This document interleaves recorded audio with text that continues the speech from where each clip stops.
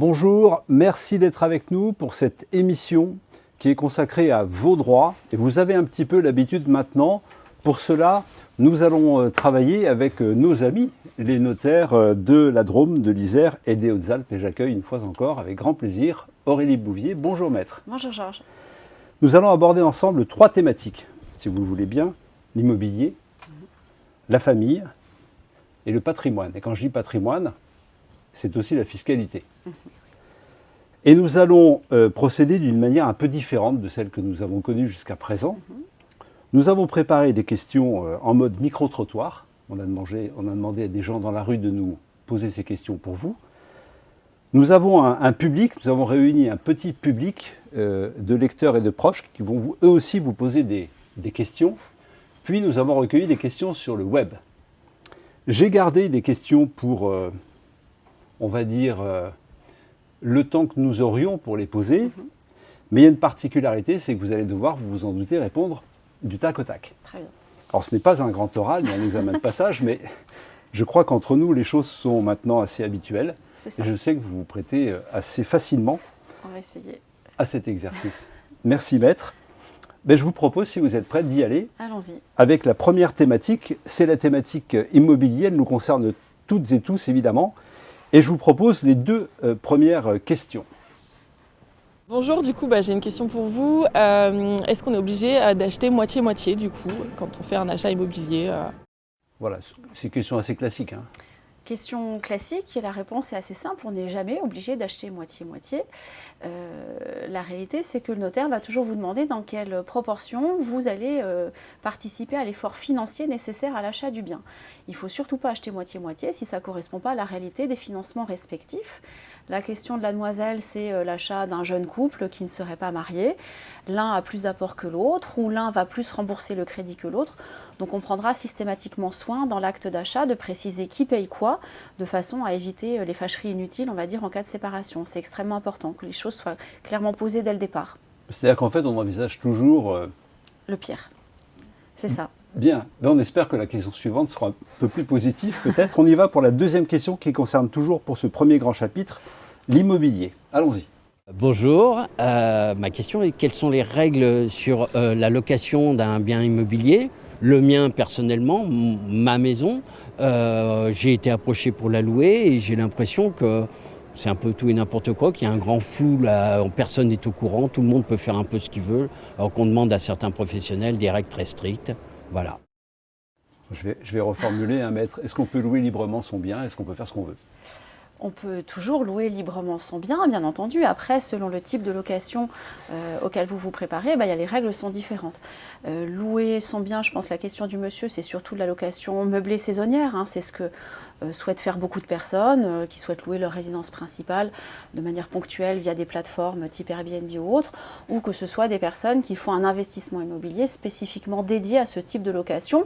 Oui, on peut toujours louer librement. Après, il faut savoir qu'il y a quand même des contraintes, des normes énergétiques à respecter pour les locations, ce que l'on appelle nues. Pour les locations meublées saisonnières, il faut toujours faire attention à la commune dans laquelle vous vous situez, puisque les communes sont de plus en plus vigilantes sur le sujet et certaines imposent des permis de louer préalablement à ce type de location. Donc il faut toujours être vigilant sur les règles locales qui s'appliquent à votre bien. Questionnez la mairie au préalable. Donc en fait, on ne peut pas vraiment faire ce qu'on veut. C'est contraint par la loi, mais les contraintes, à partir du moment où vous les respectez, vous pouvez bien faire ce que vous souhaitez faire. Alors pour aller un petit peu plus loin, y compris en termes de loyer, y compris sur des dispositifs particuliers, on parle de défiscalisation parfois, et tant pis si la question est posée un peu plus loin, mais si je choisis un dispositif Pinel par exemple, et je sais que parmi ceux qui nous regardent, il y en a, les investisseurs, on ne peut pas appliquer n'importe quel loyer. Non, ça c'est sûr, mais là on est dans un cadre spécifique de quelqu'un qui achète en vue de la location dans un cadre de défiscalisation bien défini par la loi. Donc évidemment que dans ces cadres juridiques-là, le montant du loyer est plafonné par la loi et vous ne pouvez pas le dépasser, sauf à devoir rembourser les crédits d'impôt dont vous auriez pu bénéficier. La question du monsieur, c'était plutôt, je pense, une location toute simple. Dans ce cas-là, la réponse est oui, sous réserve de vérifier si au préalable la mairie impose des autorisations préalables à la location. Bien, on va rester dans le côté live de cette petite émission et je vais me tourner vers notre petit public pour la première question du public. Vous avez le micro, on vous écoute. Bonjour, je me présente Gaëlle. Si je vends un bien immobilier Est-ce que je paye l'impôt sur la plus-value ? Eh bien, tout dépend de ce que vous allez vendre comme bien immobilier. Si vous vendez votre résidence principale, la loi vous exonère. Que vous soyez propriétaire depuis 1 an, 2 ans, 3 ans, quelle que soit la durée de propriété de votre résidence principale, vous ne payez pas de l'impôt sur la plus-value. En revanche, si le bien dont vous êtes propriétaire est une résidence secondaire ou un appartement que vous aviez loué, à ce moment-là, à partir du moment où vous vendez plus cher que ce que vous avez acheté, vous réalisez ce qu'on appelle une plus-value qui, elle, va être imposée. Et l'imposition va être d'autant moins élevée que vous serez propriétaire depuis longtemps. L'impôt sur la plus-value, c'est un impôt qui est dégressif avec la durée de propriété de votre bien. Et la durée la plus longue, au-delà de laquelle on ne paye plus de taxes sur la plus-value? C'est 30 ans. Donc autant vous dire que 30 ans, c'est très long. C'est 22 ans de propriété pour ne plus payer d'impôt sur le revenu, mais c'est 30 ans pour être totalement exonéré des prélèvements sociaux. Donc c'est extrêmement long en pratique.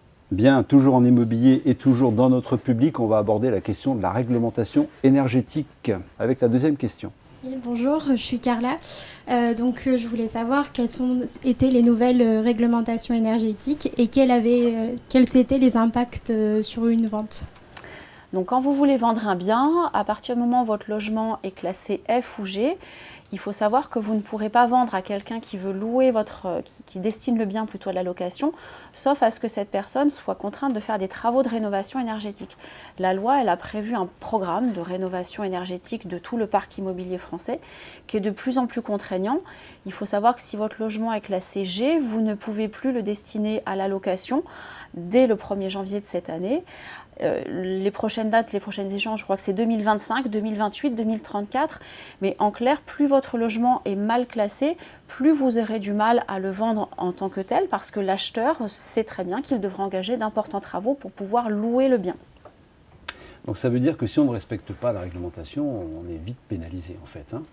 Vous êtes pénalisé, oui, parce qu'en fait, c'est la rentabilité de votre investissement qui est mise en péril, tout à fait.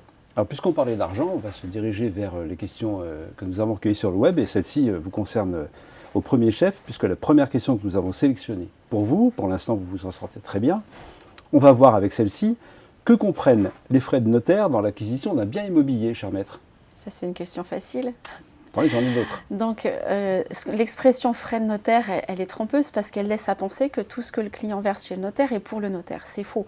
Le notaire, il a une casquette un peu particulière, c'est qu'il est collecteur d'impôts pour le compte des collectivités territoriales. Donc, quand vous payez des frais de notaire, on va prendre un pourcentage tout simple. Généralement, on tourne entre 7 et 8% du prix.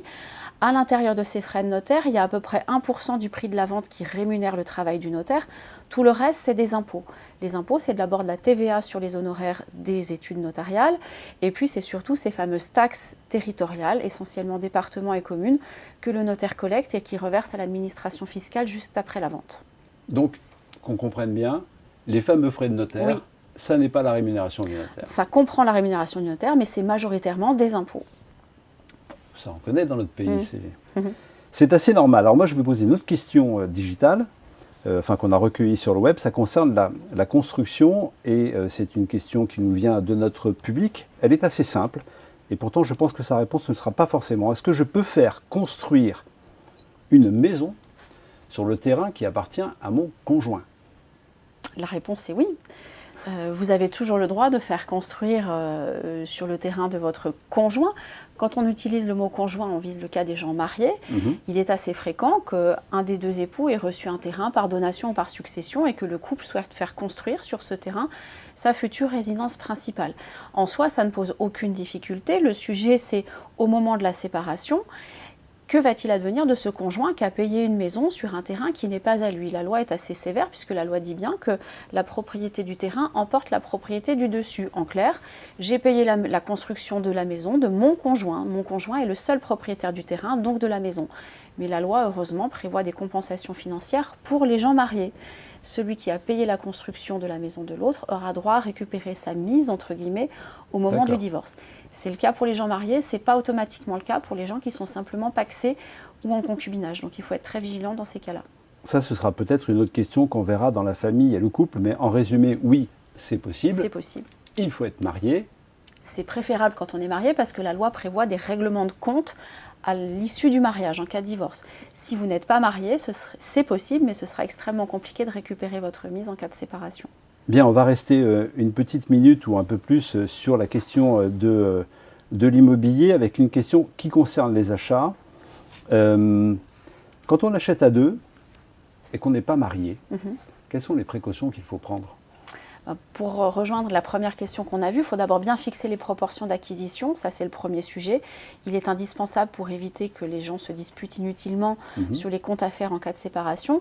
Et le deuxième sujet, c'est est-ce qu'ils souhaitent mettre en place une protection en cas de décès ou pas? Puisque quand on achète sans être marié ni pacsé, si l'un des deux décède, l'autre n'hérite pas du bien.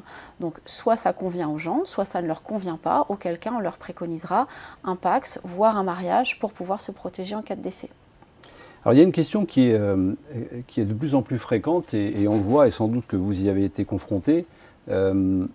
C'est très difficile de trouver du foncier de nos jours. Et c'est d'autant plus compliqué qu'en matière de permis de construire, les choses sont de plus en plus complexes. Alors il y a une solution qui consiste parfois à prendre une partie de son terrain, d'accord, et à le céder ou y construire une maison dessus. Est-ce qu'on peut faire ce qu'on veut dans cette forme de division parcellaire, parce que ça s'appelle comme ça? Est-ce que c'est un espace de liberté ou c'est tout aussi contraignant que si on achetait un terrain lambda? Non, là aussi, il y a des contraintes d'urbanisme qui sont évidentes. On ne peut pas librement diviser son terrain. Là aussi, il va falloir que la mairie soit questionnée au préalable pour connaître la faisabilité administrative et technique de cette division préalable, sans compter que peut se greffer à ce sujet-là des sujets d'ordre fiscaux, puisqu'à partir du moment où vous vendez votre jardin, est-ce qu'on va considérer que vous vendez une dépendance de votre résidence principale qui ne sera donc pas imposée sur la plus-value, ou est-ce que vous vendez quelque chose qui n'est pas considéré comme une dépendance de votre résidence principale, auquel cas vous paierez de l'impôt sur la plus-value? Non, le sujet, il est assez technique. Il doit bien être étudié en amont avec un maître d'œuvre et avec un notaire pour connaître la faisabilité technique, la faisabilité administrative du sujet et surtout ses conséquences fiscales. Sans compter qu'à l'occasion de ces opérations de détachement parcellaire, il y a souvent des sujets de création de servitude à prévoir. Il n'est pas rare que les tuyaux de votre maison passent finalement sur le reste de votre jardin, donc il faut organiser tout ça. C'est des opérations techniques qui doivent bien s'anticiper. Vous en avez vu de plus en plus ces derniers temps? Oui, c'est vrai que c'était... Alors, on en voit moins maintenant, mais c'est vrai que fut un temps, moi, pour travailler dans le Grésivaudan, c'est vrai que cette technique de morcellement parcellaire était extrêmement fréquente.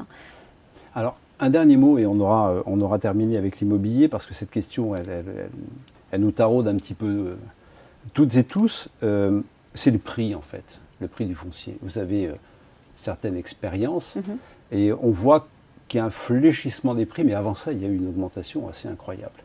Ouais.